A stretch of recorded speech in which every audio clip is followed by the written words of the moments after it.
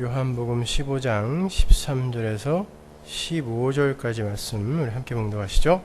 사람이 친구를 위하여 자기 목숨을 버리면 이에서 더 큰 사랑이 없나니 너희가 나의 명하는 대로 행하면 곧 나의 친구라.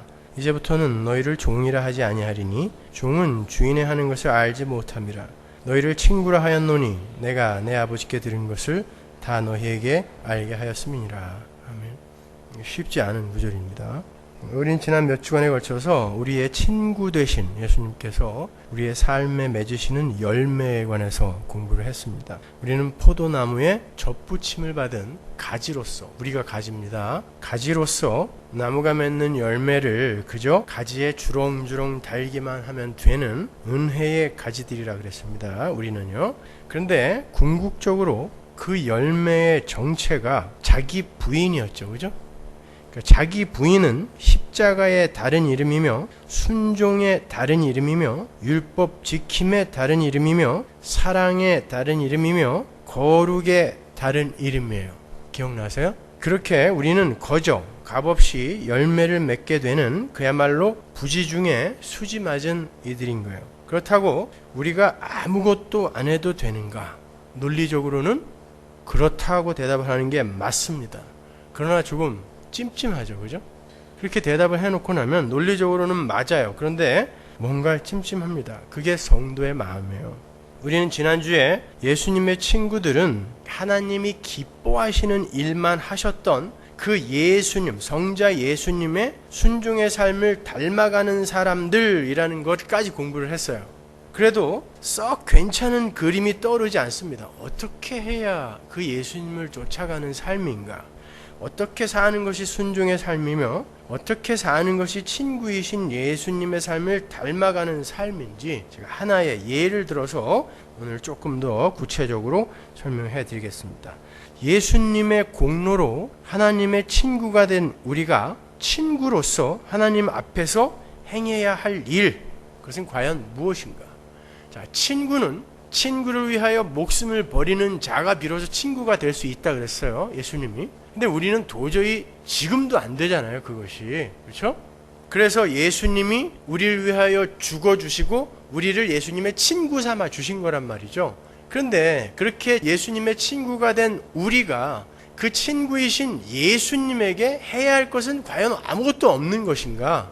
거기에 대해서 한번 고민해 보잔 말이에요. 오늘요. 성경을 보면 하나님께서 우리 성도들에게 친구를 사귀어라 라고 권고를 하는 대목이 나오죠. 자, 잘 생각해 보세요. 하나님이 우리를 친구 삼아 주시는 거지 우리가 하나님이 요구하시는 그 친구 사귐, 친구를 위해 목숨을 버리는 그 친구 사귐의 행위를 내놓을 수 있는 존재가 아니란 말이에요. 그런데 성경에 보면 하나님이 우리에게 친구를 사귀어라 라고 말씀해 놓으신 곳이 있으세요. 거기가 누가복음 16장입니다. 9절 볼까요? 내가 너희에게 말하노니 불의의 제물로 친구를 사귀라. 그리하면 없어질 때에 저희가 영원한 처소로 너희를 영접하리라. 여러분이 잘 아시는 불의한 청지기의 비유예요. 이 불의한 청지기의 비유는 특히 원어로 공부를 해놓지 않으면 절대 이해가 불가능한 그런 비유입니다. 제가 여러 번 여기에 대해서 조금씩 설명을 해드렸었는데 오늘은 조금 더 여러분들에게 헬라어 원어를 풀어서 그것이 어떤 의미를 갖고 있는 것인지 명확하게 제가 규명을 해드릴게요. 값없이 거저 친구라는 신분을 받은 성도들에게 이번에는 적극적으로 친구를 사귀어라 라고 말씀을 하세요. 그 말은 너희들도 친구를 위해 자기 목숨을 버리는 친구의 삶을 살아야 한다라는 말씀인 거예요. 그냥 잘 따라와 보세요. 후반부에 없어질 때라고 번역이 된 에클리페는요, 쇠하다, 죽다, 멈추다 라는 뜻을 지닌 에클레이포의 가정법 동사예요. 그래서 그 가정법 동사가 호탄이라는 단어와 함께 재물이 다하여 없어질 때 이런 뜻이에요. 이 세상의 재물이 다하여 없어질 때, 그러니까 더 이상 세상 재물을 사용할 수 없을 때, 그때를 이야기하는 거예요. 그러니까 영원한 처소라는 그 대비적인 그 표현을 볼 때요, 없어질 때란 내세에 들어가는 때를 이야기하는 거예요. 그러니까 없어질 때라는 것은 지금 이야기하고 있는 그 재물이 다 없어질 때, 세상적 재물이 없어질 때, 불의한 재물이 다 없어질 때 이런 뜻이에요. 그러니까 내세에 들어갈 때에 이런 뜻이에요. 그때에 영원한 처소로 들어가기 위해서는 불의의 재물, 영원한 천국의 보화와 비교해서 그 가치 중립적인 그 세속적 재물, 그 효용 가치의 한계적 그 속성을 지닌 하늘의 그 보화와는 완전히 반대로 그 효용 가치의 한계적 속성을 지닌 이 세상 재물을 희생해서 친구를 사귀어내야 한다라는 그런 말이에요. 그러니까 이 세상의 힘은, 재물로 대표되는 이 세상의 힘은 우리가 추구해야 할 목적지가 아니라 아낌없이 써서 사용하여 친구를 만들어내는 데 쓰여야 하는 것이다 라는 그런 뜻이에요. 제가 전에도 한번 언급을 한 적이 있습니다만, 여기에서 친구는 1차적으로 하나님을 가리키는 거예요. 너희들 나를 친구 삼아야 돼 라고 말씀하시는 거예요. 1차적으로 그 친구는 하나님이에요. 왜냐하면 그 친구가 이 세상이 없어질 때 영원한 처소로 너를 영접할 거라 그러잖아요. 인간 중에 누가 우리를 이 세상의 모든 것이 없어질 때 영원한 처소로 영접할 수 있겠습니까? 예수님 한 분이에요. 그렇죠? 하나님 한 분이란 말입니다. 그 친구를 사귀어라. 그 친구가 이 세상 것들이 없어질 때 너희들을 영원한 처소로 영접할 것이다 해서 그 친구는 1차적으로 하나님이란 말입니다. 하나님을 친구 삼아 사는 것이 신앙생활의 본질인 거예요. 지금까지는 우리가 하나님과 원수였잖아요. 아직도 원수처럼 사는 이들이 많이 있습니다만, 그러나 우리가 이 땅에서 추구해야 할 유일한 목적지는 그 하나님을 친구 삼아 그 하나님을 닮아가는 자로 변해가는 것, 성숙되어져 가는 것, 지어져 가는 것을 우리의 목표 지점으로 삼아야 한다는 것이죠. 거기에 대해서 좀 더 제가 구체적으로 설명을 해드릴게요. 위 구절이 들어있는 복음서의 내용 중에 가장 난해한 비유 중에 하나라고 불리우는 그 불의한 청지기의 비유를 오늘 한번 다 읽어보자고요. 누가복음 16장 1절로 갑니다. 또한 제자들에게 이르시되 어떤 부자에게 청지기가 있는데 눈으로 잘 쑥독하면서 따라오세요. 그가 주인의 소유를 허비한다는 말이 그 주인에게 들린지라. 주인이 저를 불러 가로되 내가 네게 대하여 들은 이 말이 어찌미뇨. 네 보던 일을 세마라. 청지기 사물을 계속하지 못하리라 하니, 청지기가 속으로 이르되 주인이 내 직분을 빼앗으니 내가 무엇을 할꼬. 땅을 파자니 힘이 없고 빌어먹자니 부끄럽구나. 내가 할 일을 알았도다. 이렇게 하면 직분을 빼앗긴 후에 저희가 나를 자기 집으로 영접하리라 하고, 주인에게 빚진 자를 낱낱이 불러다가 먼저 온 자에게 이르되 내가 내 주인에게 얼마나 줬느뇨? 말하되 기름 100마리니이다. 가로되 여기 네 증서를 가지고 빨리 앉아 50이라 쓰라 하고, 또 다른 이에게 이르되 너는 얼마나 줬느뇨? 가로되 밀 100석이니이다. 이르되 여기 내 증서를 가지고 80이라 쓰라 하였는지라. 주인이 이 옳지 않은 청지기가 이를 지혜 있게 하였으므로 칭찬하였으니, 이 세대의 아들들이 자기 시대에 있어서는 빛의 아들들보다 더 지혜로움이니라. 내가 너희에게 말하노니 불의의 제물로 친구를 사겨라. 그리하면 없어질 때에 저희가 영원한 처소로 너희를 영접하리라. 지극히 작은 것에 충성된 자는 큰 것에도 충성되고, 지극히 작은 것에 불의한 자는 큰 것에도 불의하니라. 너희가 만일 불의한 재물에 충성치 아니하면 누가 참된 것으로 너희에게 맡기겠느냐? 너희가 만일 남의 것에 충성치 아니하면 누가 너희의 것을 너희에게 주겠느냐? 집 하인이 두 주인을 섬길 수 없나니 혹 이를 미워하고 저를 사랑하거나 혹 이를 중히 여기고 저를 경히 여길 것임이니라. 너희가 하나님과 재물을 겸하여 섬길 수 없느니라. 자, 재물을 어떻게 써야 하는지를 우리에게 잘 설명해 주는 거예요. 재물이라는 건 이 세상의 모든 힘을 축약하여 손으로 들고 다닐 수 있는 모양으로 만든 것을 재물이라고 하는 거예요. 그러니까 그것은 이 세상의 모든 힘, 그리고 세상 사람들이 사회적으로 합의해 놓은 세상의 가치들을 이야기하는 거예요. 그걸 도대체 어떻게 써야지 하나님의 선한 청지기, 종이 될 수 있는가? 그가 친구란 말이야. 나중에 그를 친구라고 부르잖아요. 그렇죠? 그러니까 예수의 친구로 불림을 받은 우리가 이 비유를 잘 공부를 하면 어떻게 예수의 친구로서 살아가야 하는지를 잘 배울 수 있단 말입니다. 이 불의한 청지기의 비유는 그 뒤에 붙어있는 거지 나사로와 부자의 비유와 한 쌍이에요. 이 불의한 청지기의 비유와 거지 나사로와 부자의 비유는 누가복음에만 나옵니다. 그리고 그 앞에 잃어버린 양의 비유, 잃어버린 10 드라크마의 비유, 잃어버린 탕자의 비유가 세 개가 연달아 붙어 나오죠. 그리고 뒤에 우리가 지금 읽은 불의한 청지기의 비유와 거지 나사로와 부자의 비유가 이렇게 붙어 있단 말이에요. 그러니까 이 5 비유는 뭔가 한 맥을 가지고 지금 예수님에 의해 주어지고 있는 거예요. 우리 교회에게. 1절에 또한이라고 번역이 된 데카이라는 단어는 and also라는 뜻이에요. 그러니까 앞에 3 비유와 뒤에 2 비유가 시간적으로 이어지고 있다는 걸 보여주는 거예요. 그거를 개역성경은 그냥 또한이라고 번역이 되어서 조금 이해가 미흡한데 and also라고 번역을 하면 딱 맞아요. 그러니까 지금 예수님에 의해 5가지 비유가 한꺼번에 쏟아지고 있는 거예요. 앞에 3 비유는요, 나중에 제가 설명할 기회가 있겠지만 하나님은 잃어버린 당신의 자녀를 반드시 찾아내고야 마신다는 것을 점층적인 기법으로 설명을 하고 있는 거예요. 잃어버린 양의 비유, 10 드라크마의 비유, 탕자의 비유, 셋 다 굉장히 중요합니다. 그리고 여러분이 충분히 설명을 듣지 않으면 곡해할 만한 부분들도 굉장히 많아요. 아니, 세상에 양 99마리를 그냥 내버려두고 잃어버린 말썽꾸러기 1마리만 찾으러 가는 게 말이 돼요? 99마리는 뭐예요 도대체? 그리고 아니, 하늘에 있는 회개할 것이 없는 자들, 그들보다 잃어버린 양이 하나가 돌아오는 게 하늘에서 더 천군천사가 기뻐하는 일이라면 우리는 뭐예요? 다시 나갔다가 다시 들어올까요? 그냥 한 이틀에 한 번씩 하나님 기뻐하시게. 그런 이야기 아니란 말입니다, 여러분. 자, 그건 나중에 제가 자세하게 설명을 해드릴 테니까 일단 그 3가지 비유는 지금 100마리 양 중에 하나 잃어버린 거, 10 드라크마 중에 하나 잃어버린 거, 2 아들 중에 하나 잃어버린 거, 이렇게 점층적으로 점점 소중하고 중요한 것으로 점층적 기법으로 설명되고 있는 거예요. 한 드라크마가 한 데나리온이에요. 그러니까 노동자 하루 품삯. 큰 돈은 아니죠. 그러나 10 드라크마 중에 하나를 잃어버렸을 때 그 여자가 왜 그렇게 그것을 목숨 걸고 찾았냐면, 유대인들의 집은 부잣집이래야 창문 하나 있어요.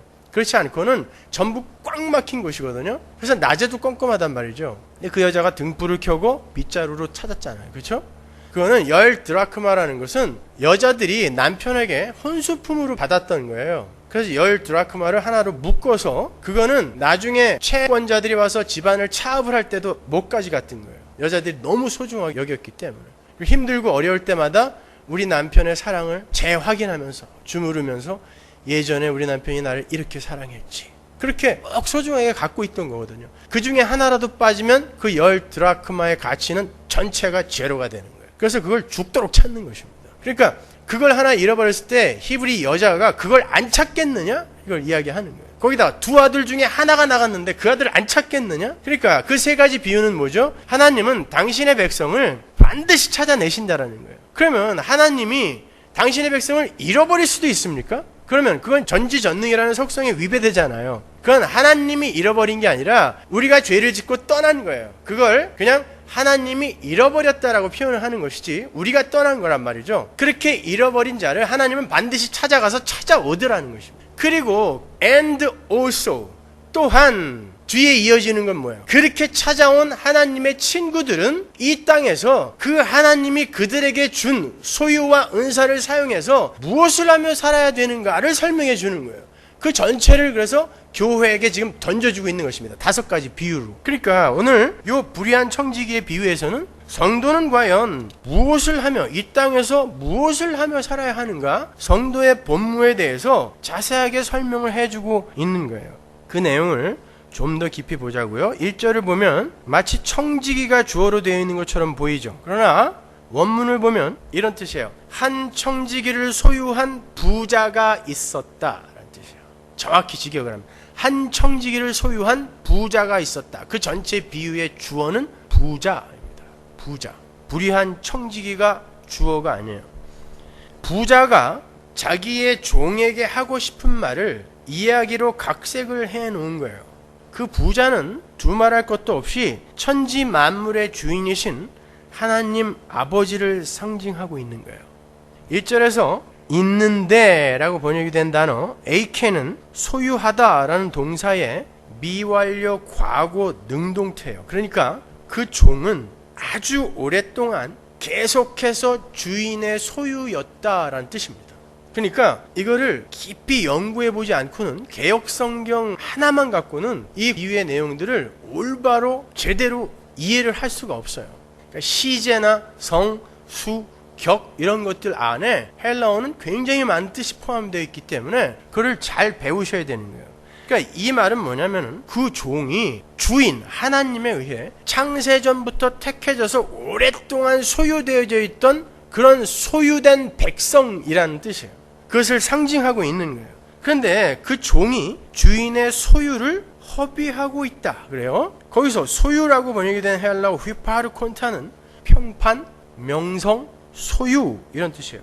그러니까 소유 중에 특히 평판이나 reputation이나 명성을 가리키는 단어란 말이죠. 그러니까 이 종은 주인의 평판을 깎아먹고 있었다라고 번역을 하는 게 훨씬 더 좋은 번역이에요. 그리고 거기에서 허비하다라고 번역이 된 단어 디아스코르피존이라는 단어는요, 디아스코르피조라는 동사의 현재 분사예요. 그 단어는요, 분리, separate이라는 뜻으로 쓰이는 전치사 디아라는 단어와 흩뿌리다, 분산시키다 라는 뜻의 동사 스코르피조의 합성어로서, 그러니까 모아있는 사람이나 물건들을 흩어지게 할 때 쓰는 단어예요. 그것들을 종합해 볼 때 주인의 집에서 주인을 위해 일을 하고 있는 종이, 근데 그 종은 오래전부터 이 주인에 의해 소유되어 있던 종이에요. 그 종이 주인의 뜻에 반하여 주인의 소유나 주인의 사람들을 반복적이며 습관적이며 지속적으로 흩어버려 그 주인의 평판을 깎아먹고 있었다라는 뜻이에요.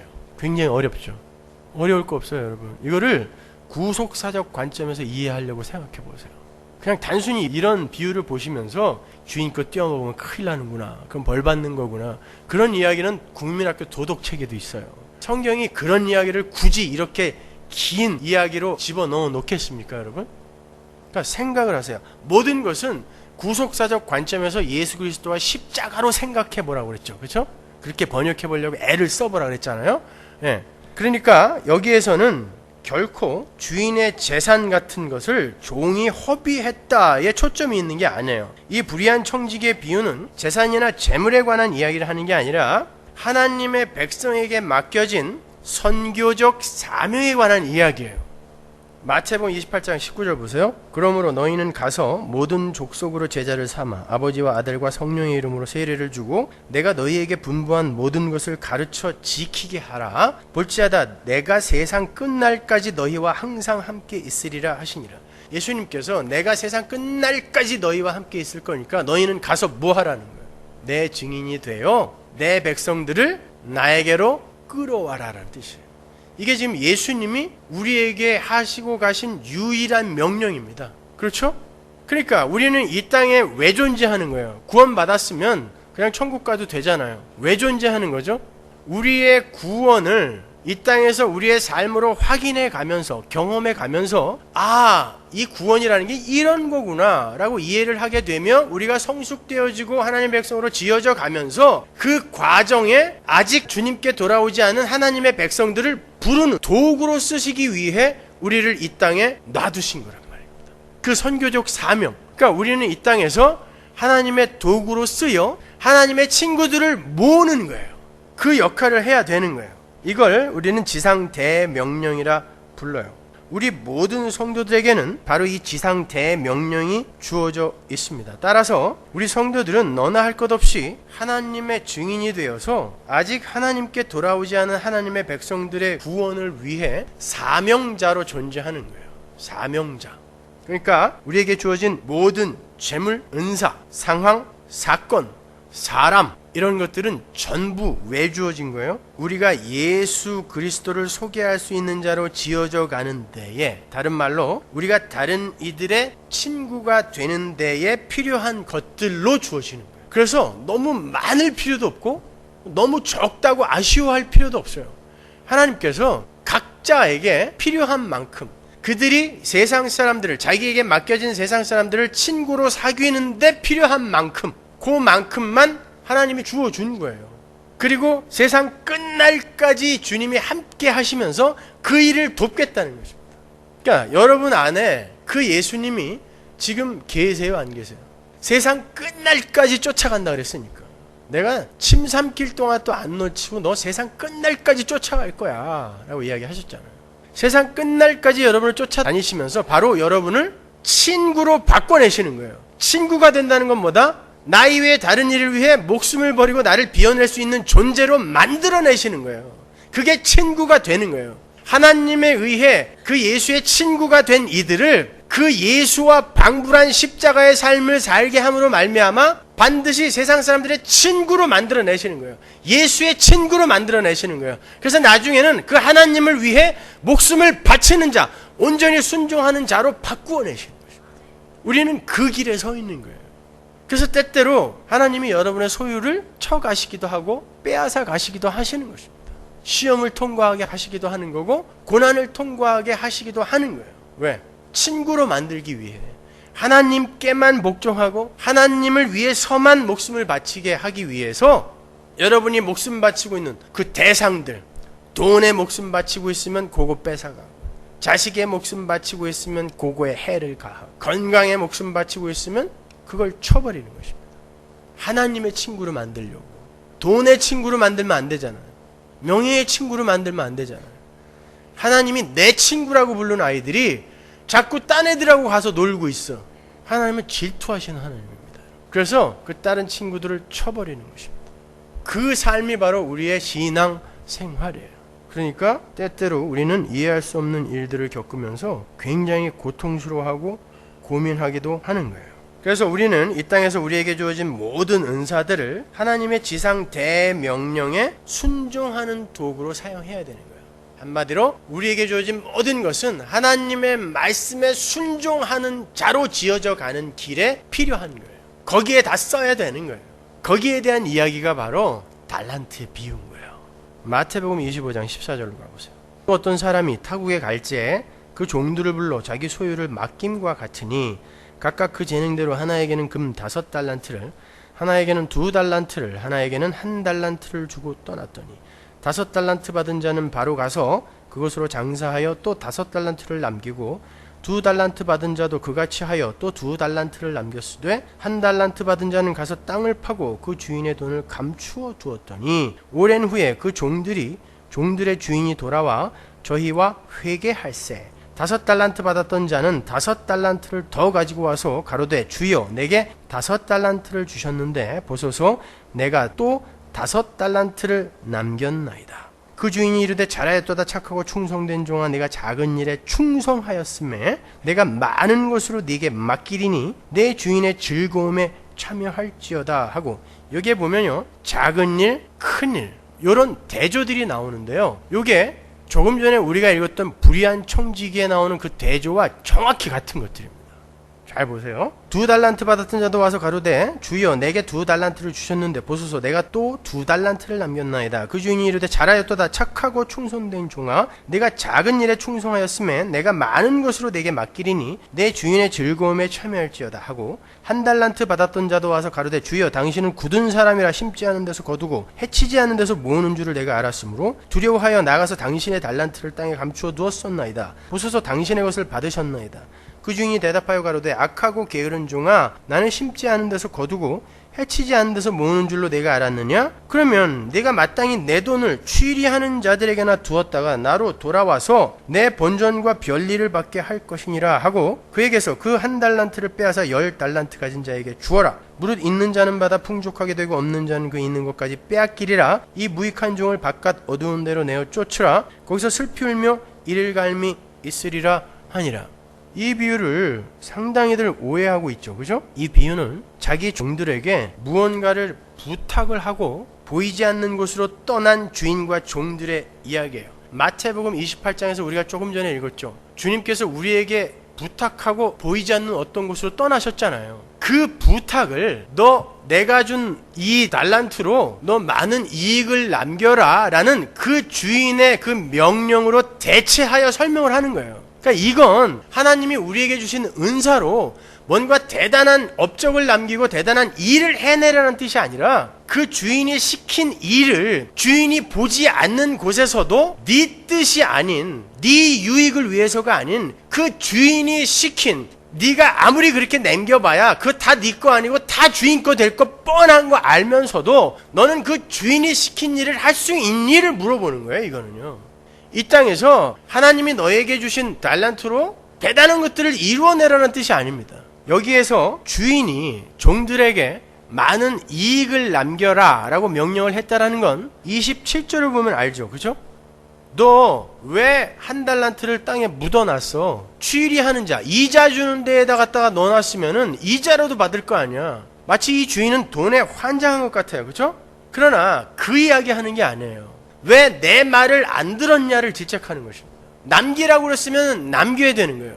그냥 달란트를 주고 가면서 얘들아 다 그냥 땅에 묻어놔라 그랬으면 묻어야 되는 거예요. 그런데 왜 너는 쟤네들은 내 말을 듣고 그 말에 순종하여 이익을 남겨놨다. 결과물을 만들어 놨는데 너는 왜 나를 곡해하여, 여기 보면 나오잖아요. 한 달란트 받은 자가 내 주인을 곡해하고 있단 말이에요. 왜 나를 곡해하여 이걸 그냥 묻어두었다가 그냥 나한테 갖고 와. 너는 내 말이 말 같지 않니? 왜 내 말에 순종하지 못했어? 라고 이야기하는 거예요. 그러면서 나중에 뭐라고 그러냐면은 한 달란트를 빼앗아서 10달란트 가진 자에게 주래요. 이거는 곤조 부리는 게 아닙니다, 여러분.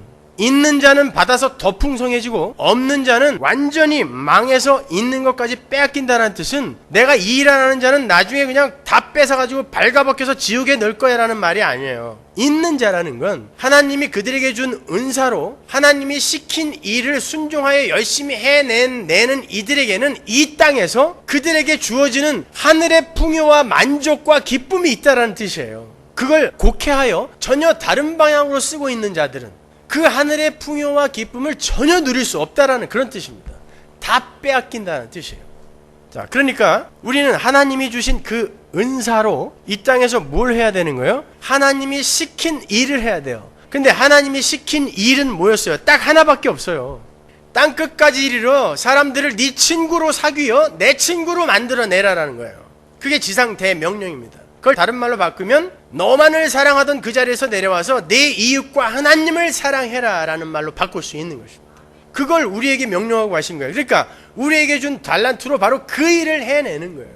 어떤 분들은 그 사람은 한 달란트밖에 안 줬기 때문에 삐져가지고 딴 애는 5달란트, 2달란트나 줘놓고 나는 한 달란트밖에 안 줘서 나는 이 작은 달란트 갖고 할 일이 없어서 그냥 묻어두었어요. 그랬더니 하나님이 혼을 내시더라. 뭐 이렇게 소설을 쓰는데, 달란트, 여기서는 금달란트라고 그러죠. 금달란트를 작은 돈으로 환산을 하면 노동자가 20년 동안 매일같이 일해서 그 돈을 하나도 안 쓰고 모아놨을 때의 그 금액이에요. 오늘날로 따지면 100만 불에서 200만 불 정도 되는 돈이란 말이죠. 큰 돈입니다. 한 달란트가 작은 돈이 아니란 말이에요. 작은 거 줬다라는 게 아니에요.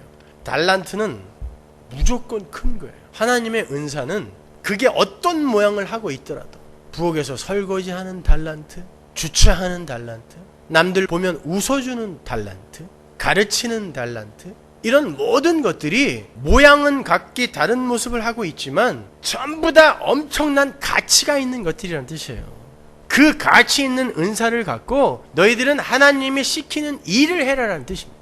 어떨 때 여러분의 모습을 보면서 여러분 자신에게 얼마나 분노했어요. 그 분노가 하나님께로 이어졌죠. 왜 나는 개뿔도 이렇게 할 수 있는 게 없어? 재주가 없어? 아니요, 여러분은 분명히 뭔가 가지고 계세요. 카리스마, 은사라는 뜻은 카리스, 은혜라는 단어에서 파생이 된 단어입니다. 하나님의 은혜를 받은, 카리스를 받은 모든 이들은 이미 카리스마, 그 은사를 받은 거예요. 가장 큰 은사, 구원이라는 은사를 받은 거예요. 거기에 여러분이 교회를 섬기고 이웃을 친구로 만드는 데 필요한 뭔가의 재주들이 있어요. 근데 세상이 그걸 가치 없다라고 확 밀어놔 버렸기 때문에 여러분조차 여러분이 갖고 있는 걸 가치 없다 생각하는 것입니다. 이러면 설거지하는 게 이게 무슨 은사야. 설거지를 기쁘게 하는 사람이 교회에 없으면 여러분 예배 전체가 무너진다는 거 아세요? 밥을 기쁜 마음으로 해서 맛있게 요리를 해서 교인들이 맛있게 먹는 모습을 보면서 이렇게 기쁨을 느끼는 이 공동체 안에 없으면 다른 것들도 하나하나 어그러져 가는 거예요. 그게 없으면 안 됩니다, 여러분. 제가 여기서 멋지게 설교를 하고 있지만 저희 집사람이 저희 집에서 우리 아이들을 돌보고 다림질을 하고 빨래를 하고 밥을 하고 설거지를 하는 일을 해주지 않는다면 저는 여기서 설교를 할 수가 없는 거예요. 마찬가지예요. 모든 은사는 달란트입니다. 굉장한 것들이에요.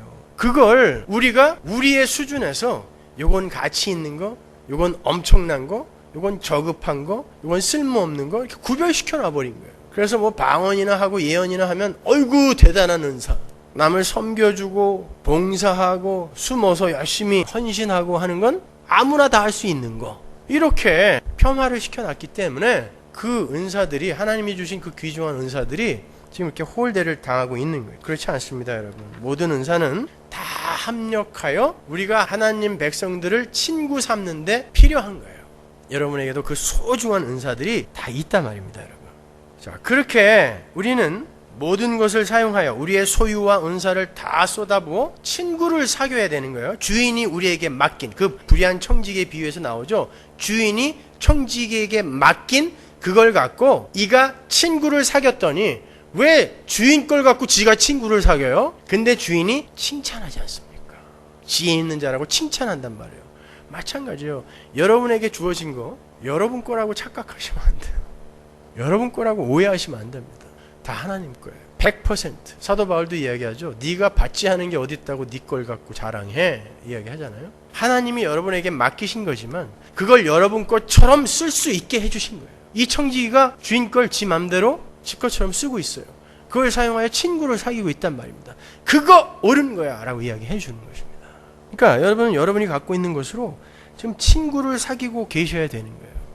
그러고 계세요? 아니면 그걸 목적 삼아 그걸 더 불리려고 친구들을 깔아 뭉개고 있습니까? 경쟁자로, 적으로 삼아 그들을 오히려 깔아 뭉개고 계세요? 아니면 그걸 사용하여 친구를 삼고 계십니까? 그거 구별해 보라는 거예요. 대부분의 인간들은 뭐 대단한 재산을 모으고 대단한 일을 하여 높은 자리에 올라가서 하나님을 도와드리려고 그래요. 이 불의한 청지기가 그랬습니다. 주인이 자기에게 맡겨준 돈으로 지 맘대로 고리대금업을 해가지고 재산을 늘려놨어요. 근데 주인은 네가 내 평판을 지금 깎아먹고 있다라고 이야기를 하는 거예요. 네가 내 소유를 허비하고 있구나라는 그 말이 뭐라 그랬어요? 네가 내 평판을 깎아먹고 있구나라는 뜻이란 말입니다. 왜 내가 맡긴 그 재물로 모으라고 했던 내 소유, 내 사람들을 왜 네가 오히려 흩어버리고 있느냐? 그리고 그 일로 말미암아 왜 주인인 나의 평판을 네가 오히려 깎아먹고 있느냐라고 이야기하는 거예요. 그게 바로 심판대 앞에서 우리에게 주어질 하나님의 일갈이라고 생각하시면 돼요. 그걸 지금 우리에게 미리 들려주시는 거예요. 미리. 너희들마저 그렇게 끝까지 살겠어? 라고 이야기하는 것입니다. 1절 후반부에 보면 아주 중요한 단어가 등장하는데요. 이 불의한 청지기의 비유가 단순히 주인의 재물을 축낸 부정직하고 부도덕한 종을 질책하는 그런 비유가 아니라 마지막 종말 때 하나님의 회개와 정산과 결산과 심판의 이야기를 하고 있다는 것을 강력하게 힌트하고 있는 단어가 나와요. 1절뿐만이 아니라 2절, 3절 계속해서 심판의 언어들이 나옵니다, 여러분. 누가복음 16장 1절 후반부를 한번 볼게요. 1절 B라고 써있는 거 한번 올려주세요. 그가 주인의 소유를 허비한다는 말이 그 주인에게 들린지라. 여기 보면 그 청지기의 소행이 주인에게 들린지라라고 그러죠. 그렇죠? 여기서 들린지라라고 번역이 된 이 헬라어 디에블레 때는 디아블로의 수동태예요. 디아블로는 어디서 많이 들어보셨죠? 디아블로, 데블. 이게 밀고되었다, 고발되었다, was accused. 그 동사에서 참소자, 디모데전서 3장 11절에 보면 나오죠. 참소라는 단어 나오죠. 그건 주로 누가 하는 거예요? 참소하는 자. 사단 마귀가 하는 거잖아요. 그 단어가 거기 쓰이는 거예요. 디아블로스. 그게 참소라는 단어가 바로 이 단어 디아블로에서 나온 거거든요. 70인역 성경 LXX, 그거는 히브리어 성경을 헬라어로 번역한 거잖아요. 그 LXX에 보면은 그 디아블로스라는 단어가 어디 나오는지 아세요? 욥기에 나오잖아요. 욥기 1장 9절에 사단이 욥을 참소하잖아요. 그죠? 참소자. 그 단어예요. 디아블로스가. 이 단어는 신약에서 유일하게 여기 한 곳에만 쓰였는데요. 왜 누가가 사단의 참소를 의미하는 이 디에블레테라는 단어를 굳이 여기에 썼겠느냐 말이에요. 생각을 한번 해보세요. 지금 이 이야기는 단순히 주인이 종의 잘못을 지적하고 내가 네가 저지른 그 잘못을 누군가에게 들었다라는 그런 평범한 이야기를 하는데 굳이 왜 이 사단과 관련 있는 이 심판의 언어를 여기다 갖다 쓰냔 말입니다. 딱 한 번밖에 안 나와요, 여기 신약 성경에. 그러니까 다른 성경 기자들이 거의 안 쓰던 단어를 누가가 일부러 끌어다가 지금 여기다 기록을 하고 있는 거예요. 누가는 지금 이 불의한 청지기의 이야기는 마지막 심판 때에 사단의 참소를 받고 있는 우리예요. 우리 모든 인간은 사단의 참소를 받아요. 그러나 그 참소를 예수 그리스도가 막아주는 것뿐이지 우리도 참소를 받아야 돼요. 우리의 이 행위 사단이 참소하죠. 그러나 예수님이 미리 우리 대신하여 벌을 받았기 때문에 없어지는, 기각이 되는 것이지, 우리도 사단으로부터 참소를 받는단 말입니다. 그 마지막 때에 그 사단의 참소를 받고 있는 하나님의 백성들에 대한 그 경계와 경고의 말씀이라는 것을 넌지시 암시하고 있는 거예요. 너희들도 분명히 이런 참소를 받게 될 텐데 너희들 자신 있어? 라고 이야기하는 것입니다. 너희들 그렇게 살고 있니? 묻는 거예요. 마치 주인이 준 금달란트를 갖고 그 종들이 행한 일을 판단받는 그 달란트의 비유와 흡사하죠. 거기서 심판이 일어나잖아요. 너는 왜 내가 시킨 일 안 했어? 너는 잘했네? 심판이 일어나잖아요. 그 이야기가 이 단어 하나에 다 들어있는 거란 말이에요. 그러니까 이 비유는 주인이 맡긴 것을 갖고 주인의 말을 듣지 않고 엉뚱한 짓을 한 종에게 강력한 경고의 메시지를 주고 있는 비유인 거예요. 이 비유는 이 시대의 교회에게 하나님이 목이 터져라 외치는 메시지이기도 한 거예요. 교회야, 너희들이 이 땅에 존재하는 이유가 뭔데? 도대체 너희들 지금 뭐 하고 있니? 라고 물어보는 거예요. 그러니까 여러분도 똑바로 들으셔야 되는 거예요. 그 1절 후반부를 개역성경에서 빠져있는 접속사 그 카이와 지시대명사 후토스를 살려서 다시 번역을 하면 이래요. 그런데 이 사람이 그에게 고발이 되었다라는 뜻이에요. 내가 네 잘못을 누군가에게 들었다, 이렇게 번역이 되어 있잖아요. 그 말을 정확히 번역하면, 빠져있는 단어 다 넣어서 번역을 하면, 그런데 이 사람이 그에게 고발이 되었다라는 뜻이에요. 그가 누굴까요? 안 밝히죠. 상징적인 존재라는 것입니다. 마귀인 거예요. 사단. 그것은 청지기의 불의는 결국 심판날에 주인에게 모두 알려지게 됨을 상징적으로 보여주는 거예요. 사단은 여러분이 저지른 모든 일을 낱낱이 하나님 앞에 가서 다 고할 것입니다. 다 일러 바칠 거예요. 근데 그 참소하는 자가 예수 때문에 땅에 떨어졌다라고 표현을 하는 거예요. 그 참소가 이제 여러분을 어떻게 못해요. 일사부재리의 원칙. 하나님은 여러분의 모든 죄를 예수에게 이미 벌을 해버리셨어요. 그래서 한 사건으로 2번 기소가 안 돼요. 할렐루야. 큰일 날 뻔했죠. 그렇게 주인에게 실망을 안겨준 종에게 주인이 어떻게 탄식하는지 보세요. 여기서 우리가 하나님의 음성을 들어야 돼요. 2절 보면 주인이 저를 불러 가로되 내가 네게 대하여 들은 이 말이 어찌미뇨. 꼭 의문문 같이 보여줘. 이게 감탄문이에요.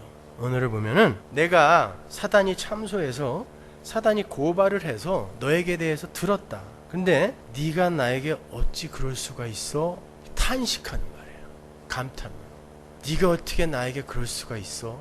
내가 사단에게, 마귀에게 너에 대해서 들었는데 네가 어떻게 이 세상에서 내 앞에서 그렇게 살 수가 있어? 이렇게 물어보는, 그러니까 실망과 탄식이 강하게 담겨있는 어절인 거예요.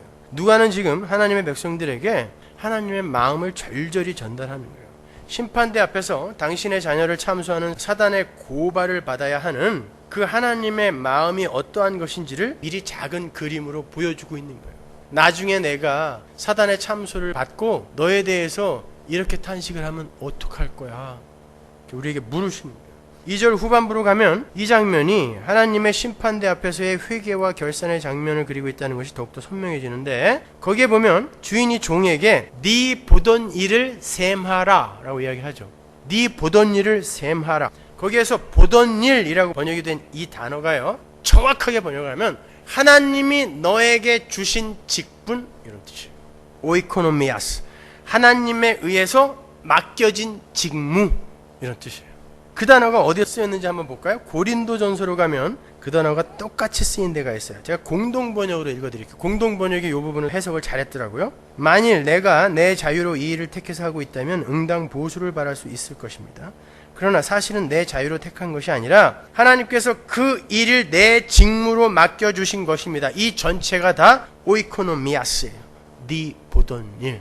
그러니까 바꿔서 말하면 이런 말이죠. 하나님이 너에게 직무로 주신 일, 그거 이제 고만, 끝. 왜? 심판받아야 되니까요. 그 단어가 여기에 똑같이 쓰였어요. 거기에 셈하라라는 단어도 역시 심판의 용어예요. 그 어구는 헬라어로 아포도스톤 로건이에요. 그 어구가 쓰인 것을 찾아보면요, 그 어구가 심판의 용어라는 것이 훨씬 선명해져요.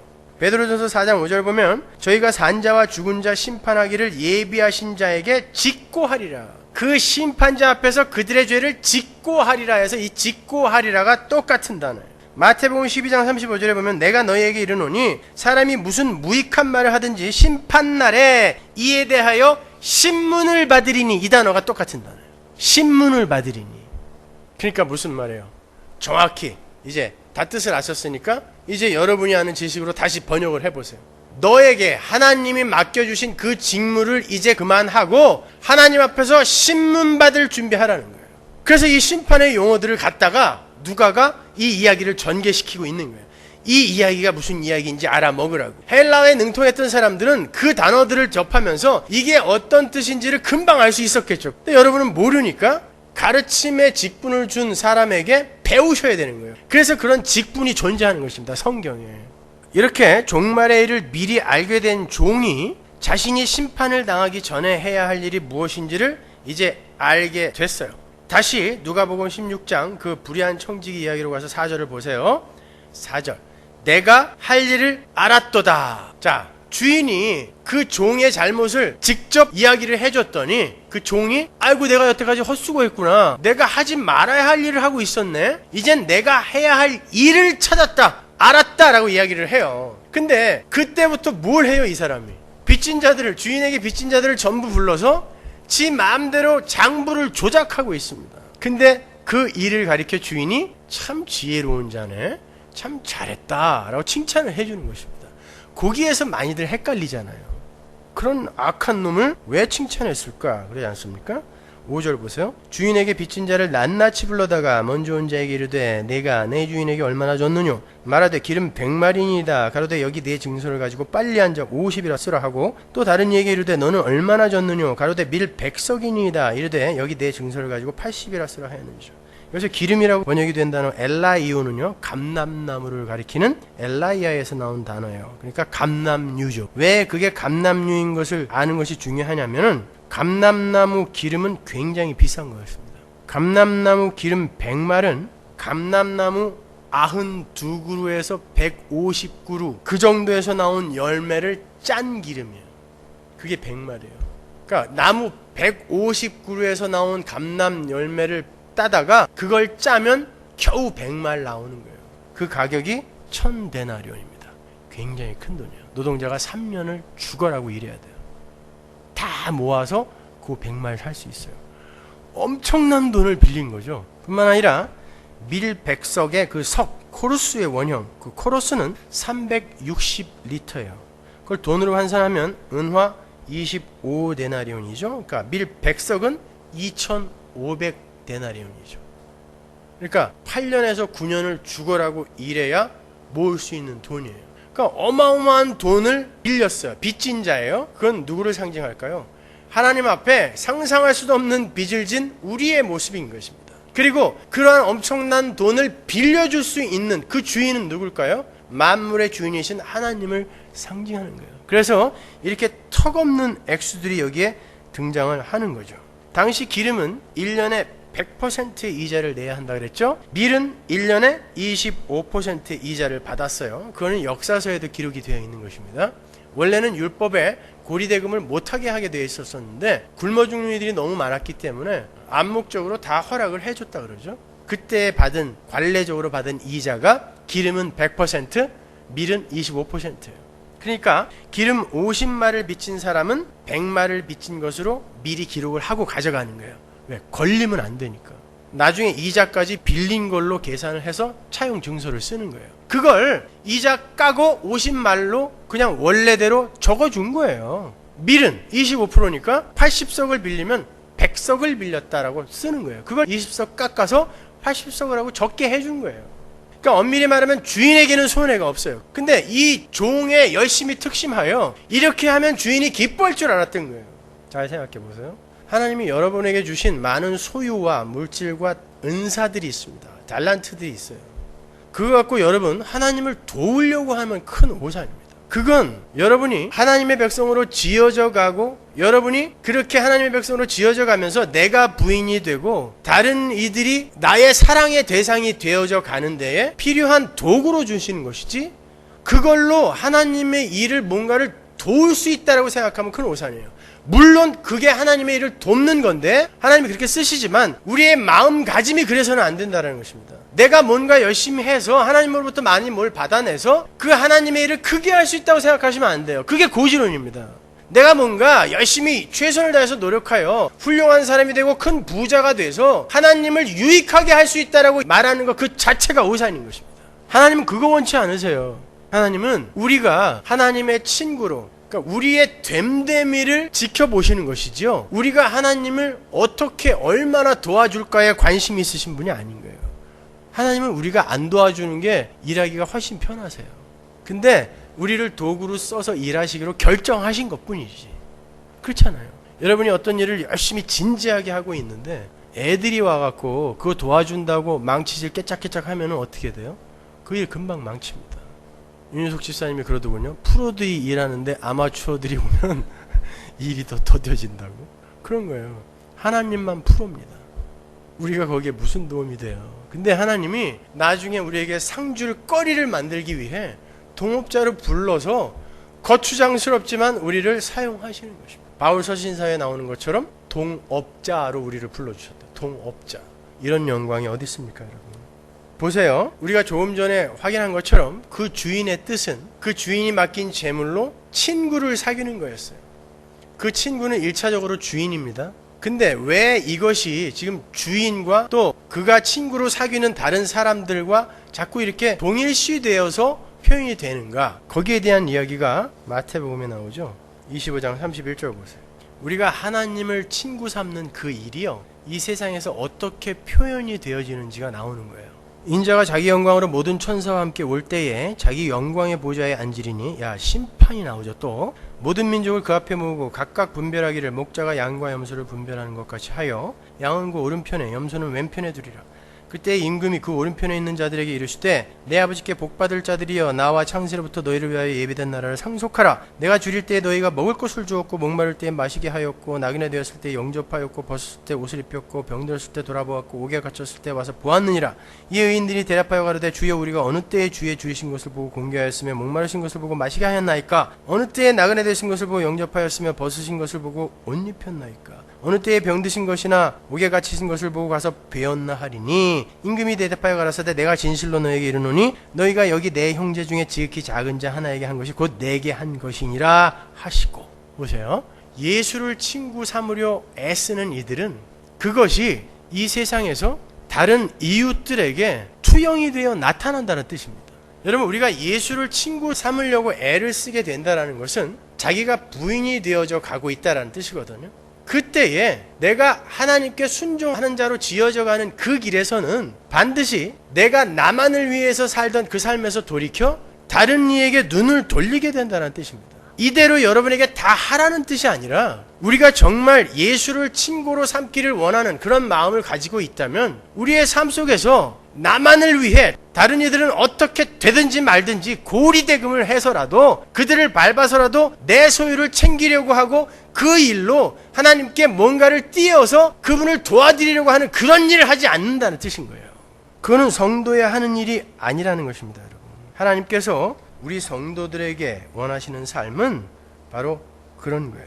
우리는 열심히 특심해서 자꾸 하나님의 일을 돕겠다고 나서지만, 하나님은 그것보다 먼저 우리가 우리 자신의 본 모습을 직시하고, 우리는 예수 그리스도의 은혜가 아니었으면 절대 이렇게 열매를 맺고 하나님의 백성으로, 하나님의 친구로 불림을 받을 수 없었다라는 존재라는 것을 깊이 깨닫고, 그 하나님의 은혜에 감사하며 나는 이미 예수 그리스도의 십자가에서 그렇게 죽은 자라는 것을 오히려 굳게 붙들어 이 세상에서 우리가 그동안 힘으로 여겼던 것, 그리고 이런 것으로는 하나님께 도움이 되겠지라고 우리가 쌓아놨던 것들, 이런 것들을 오히려 헐어 나 이외에 다른 이들에게 섬김의 도구로 내어놓는 것이죠.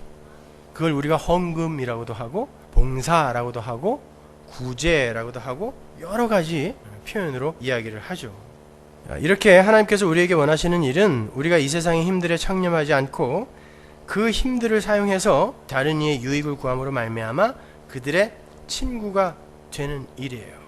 그렇게 종이 주인의 재산을 가지고 다른 이들의 친구가 되고 있을 때 그 주인이 그 종을 어떻게 칭찬하는지가 굉장히 재미있습니다. 8절 보면요, 주인이 이 옳지 않은 청지기가 일을 지혜있게 하였으므로 칭찬하였으니 이 세대의 아들들이 자기 시대에 있어서는 빛의 아들들보다 더 지혜로움이라. 이 말은 이 세대의 아들들을 칭찬하는 게 아니에요. 이 세대의 아들들은 이 세상의 힘으로 자기의 미래를 준비하잖아요. 그거 지혜라는 것입니다.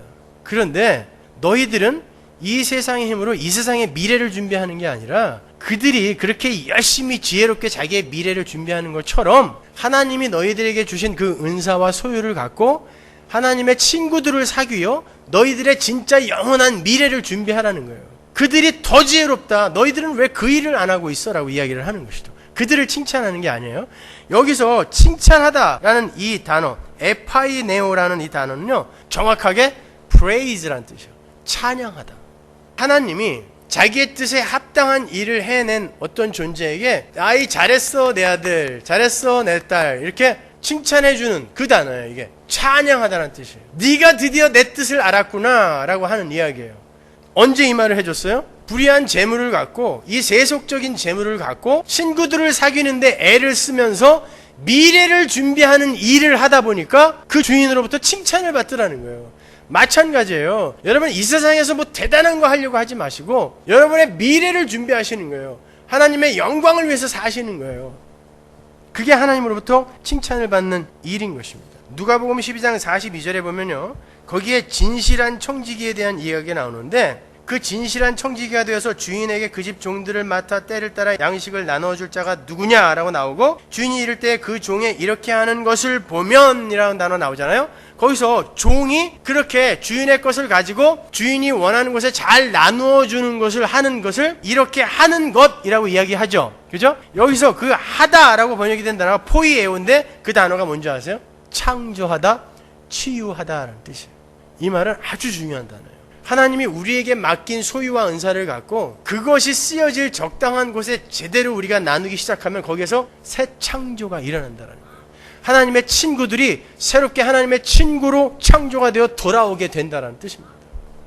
따라서 하나님의 친구들인 우리가 이 땅에서 하나님의 친구로서 어떻게 친구를 사귈 수가 있어요? 내 것을 털어내는 것입니다.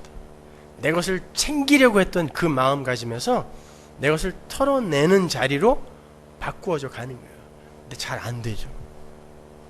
정말 잘 안 돼요. 그래서 하나님이 여러분에게 인생 채찍, 사람 막대기, 시험, 고난 등을 때때로 허락하시는 것입니다. 그 복된 결과물, 열매를 얻어내게 하기 위해서. 그러니까 성도의 삶에 일어나는 여러 가지가 아니라 모든 일은 전부 합력하여 뭘 이룬다? 선을 이루는 거예요. 여러분을 친구를 위하여, 하나님을 위하여 목숨을 버리는 친구로 만들어내기 위한 그 일들이 여러분의 삶 속에서 점철이 되어 나타나는 거예요. 그래서 그걸 아는 우리는 항상 기뻐할 수 있는 거죠. 이해할 수 없는 일인데, 힘든 일인데도 불구하고 그 일이 합력하여 나의 선을 이룬다는 것을 내가 배워서 알기 때문에 거기서도 기쁠 수가 있는 것입니다. 진짜 이게 복되고 기쁜 일이라는 것을 아는 이들은 그렇게 생각이 되겠죠. 그죠? 그러나 거기에 아무 관심이 없는 이들은 절대 그렇게 못 살아요. 여러분 보세요. 도저히 우리는 안 되는 이들이기 때문에 예수님이 이 땅에 내려오셔서 우리를, 원수를 위해 죽어주심으로 우리를 친구로 만들었어요. 그러니까 우리는 도저히 친구가 될 수 없다라는 거잖아요. 그렇죠? 그런 존재가 못 된다는 거죠. 그런데 여기서 친구를 사겨라 라고 이야기를 했다라는 건 무슨 뜻이에요? 내가 반드시 너희를 내 친구로 만들어냈으므로 내가 너희도 예수와 같은 친구로 만들어낼 거야 라는 결연한 의지가 들어가 있는 거예요. 그래서 여러분의 인생이 이렇게 고달픈 것입니다. 잘 안 되는 것 같지만 여러분은 지금 점점 늘 이기려고만 했던 자리에서 내려와 조금씩 지고 있어요. 그렇죠? 오늘도 제가 우리 교인 한 분하고 이야기를 하는데, 어떻게 하다 보니까 옛날 같았으면 절대 포기할 수 없고 질 수 없는 건데 지금 나를 돌아보니까 내가 지고 있다라는 것이죠. 신기하지 않으세요? 어떻게 그 일이 여러분의 삶 속에 일어날까요? 하나님이 열심히 일하고 계시는 거예요. 그러니까 여러분을 너무 폄하하지 마세요. 너무 여러분을 평가절하해서 이런 인간은 죽어도 싸, 절대 너는 불가능해, 이렇게 여러분을 평가절하하지 마세요. 하나님이 여러분 안에서 일하시고 있는 한 여러분은 존귀한 분들입니다. 가치 있는 분들이에요. 지금 조금 실수해도 괜찮아요. 하나님의 의지가 이렇게 결연해요. 그리고 반드시 여러분을 친구로 만들어 내신대요. 지난주까지는 좋았죠. 그냥 예수가 그냥 우리를 친구로 만들어 줬으니 우리는 아무것도 안 해도 되겠다. 근데 아니에요. 친구로 만들어 주고 난 다음에 혹독하게 친구로 만들어 가세요. 그래서 우리가 이렇게 많이 포기하는 사람이 되고 용서하는 사람이 되고 섬겨주는 사람이 되어가고 있는 거예요. 죽으세요, 여러분. 우리가 한 번 죽을 때 하나님의 백성이, 하나님의 친구가 한 명 돌아오고, 우리가 두 번 죽을 때 하나님의 친구가 두 명이 돌아오고, 우리가 세 번 죽을 때 하나님의 친구가 세 명이 돌아오고, 그런다는 것을 우리가 안다면 그까짓 거 뭐 잘 안 될 때는 어떻게 해야 돼요? 기도하셔야 돼요. 잘 생각해 보세요. 어떤 두 분이 싸웠어요. 절대 지기 싫어. 원수가 됐어요. 그 중에 누가 질 수 있을까요? 절대 둘 다 못 지는 사람이에요. 기도하는 사람이 100% 집니다. 그러니까 여러분 싸울 때 지고 싶으면 기도하세요. 이기고 싶으면 기도하지 마세요. 지고 싶을 때 기도하세요. 왜? 여러분이 진지하게 하나님 앞에 기도할 때 하나님은 100% 여러분에게 네가 져라 라고 이야기하십니다. 야, 너 가서 죽도록 밟아. 내가 책임질게. 하나님 절대 안 그러세요. 100% 네가 져라 라고 이야기하세요. 그래서 기도하는 사람이 항상 져요. 그러나 그게 진짜 이기는 것입니다. 안 될 때 기도하세요. 여러분 기도의 능력을 너무 과소평가하시면 안 됩니다. 기도하세요. 기도하셔야 돼요. 여러분 그 기도를 하다 보면요, 그 기도가 주는 매력이 있어요. 그 기도가 주는 은혜, 거기에 빠지면 여러분 철야하지 말라 그래도 철야하고요, 금식하지 말라 그래도 그냥 기도하느라 밥을 안 먹게 돼요. 뭔가 목적이 있어서 밥을 안 먹는 게 아니라, 여러분이 뭔가의 은혜를 받고 뭔가의 매력을 느끼면 저절로 됩니다. 여기서 고스톱이나 빠찡코 하느라고 밤새고 밥도 안 먹고 2, 3일 센 사람들 있죠. 여러분 고스톱에게 은혜 받은 겁니다. 저절로 철야가 되죠. 저절로 금식이 돼요. 하나님에게 은혜를 받아보세요. 기도와 말씀 앞에 은혜를 받아보세요. 저절로 철야돼요. 저절로 금식됩니다. 여러분 그리로 가야죠. 죽으세요. 안 될 때 뭐 하라? 기도하는 거예요. 기도하겠습니다.